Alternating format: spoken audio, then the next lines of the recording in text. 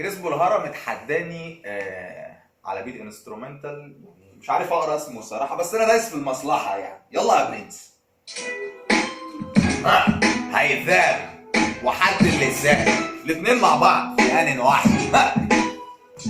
عيل اناني ما تعلمش من دروس غباء لساني. فين زماني واقف مكاني؟ انا بس هسألك سؤال ده، اذا ما كنت ناوي غاوي كذب كوني بقول لك الحقايق لو حاسس بذنب.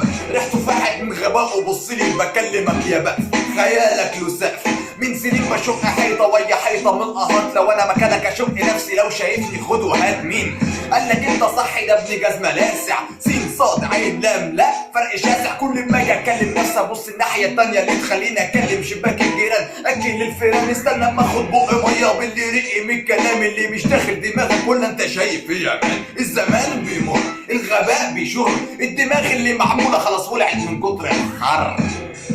صح؟ اكيد صح. وعموما انا سعيد جدا بالتجربه، واتمنى اني انا اتحدى رابرز تانيين في الوسط، فكونوا معي مع اواسيم. صباح الفل يا جدعان.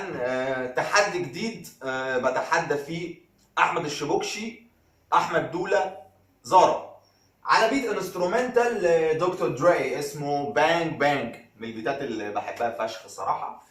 في تحدي جديد في المسألة، ان انا مش هراب على ليركس بتاعتي اساسا. يعني انا هقول فيرس من تراك راب تاني مشهور اسمه مفيش حدود للواي كرو 2002 ريليزد. عمر بوفرد طبعا مؤسس الراب المصري. فده تحدي مختلف شويه، ان انا هقول كلام مش بتاعي اصلا، فيرس مش بتاعي على بيت مش بتاعي. يعني حبيت الفكره تماما. اديني بقى بوزيشن كده يا معلم عشان رقبتي اتعوجت، ويلا بينا نبدا المصلحه. هيثاب حد اللسان. يلا بينا. ارفعوا ايديكم لفوق واتحركوا مع البيت، الموسيقى عماله تسخن. يو كان يو فيل ذا هيت. حد يقول لي فين الحفلات والميكروفون؟ قالوا لي بروح علينا واحده واحده يا فرعون. قول لي انت وفين؟ دلني على المكان وانا ضامن احرك الناس في اي حته واي مكان. لو مش سامع صوتي علي صوتي، يلا قولوا معايا اسمي محمد اسامه، والراب محبوس جوايا. وفي الاول كنا بنغني وخدنا الموضوع ده هوايه، لا ما كناش عارفين امتى هنبدا البدايه، والبدايه والنهايه لا مفيش حدود. ما تحاولش تقول لي بنعمل ايه، الراب ملوش اسلوب يو. بس حلو. طبعا انا كنت اتمنى اضيف عمر بوفرد للليسته يعني، بس هو الراجل بيعزني الصراحه. فهنكتفي بالرابرز اللي قلنا عليهم، وهعمل لهم طبعا منشن في الديسكربشن، وهحط لينك البيت برضو، ونشوف بقى الدنيا هتوصلنا على فين. صباح الفل.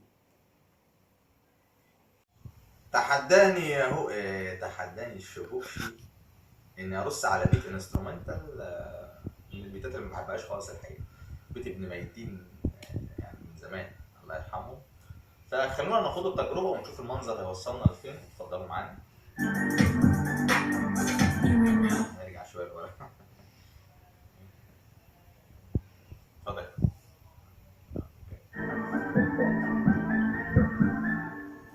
يا بتكلم عن اللسان سد في الاماني، سد عيش خيال من المحال صعب عيد تاني. 40 سنه كمان يومين يبقى عيد ميلادي. سنين طويله مرت بالولاده، لسه نادي لسه عازب لسه نص ناقص من غير جواز. اخر واحد منكم وانا بتفرج من ورا الازاز. فلاش باك من زمان ايام الكليه، كانت اجمل سنين حياتي. اول حب ليا عمت قصه تتحكى في مجلدات طويله. كنا زي عقل واحد قلب واحد، كنا روح جميله. بس الواقع كان راي تاني مستخبي لينا. صدمه الحقيقه اللي اتكسر السفينه. في يوم غريب قابلتها اخر مقابله، دموع عينيها اتكلمت لكن قولي لي قبل خير. عايز جديد طلب ايديها جاهز من جيوبه، معاها حق تنبه تدبر اسباب الصعوبه.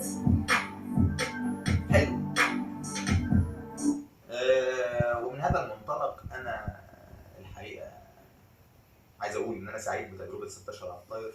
وبعد الفيديو ده لردة فعل تحدي الشبوكشي، انا هنزل فيديو تاني ان شاء الله، ممكن خلال يوم او اتنين على حسب بقى ما الواحد يبقى فاضي يعني، حسب الدماغ ما تودي يا برنس. وهتحدى فيها رابرز تانيين وهيكونوا اكتر شويه، وعلى انسترومنتالات بنت يعني هنشوف يعني.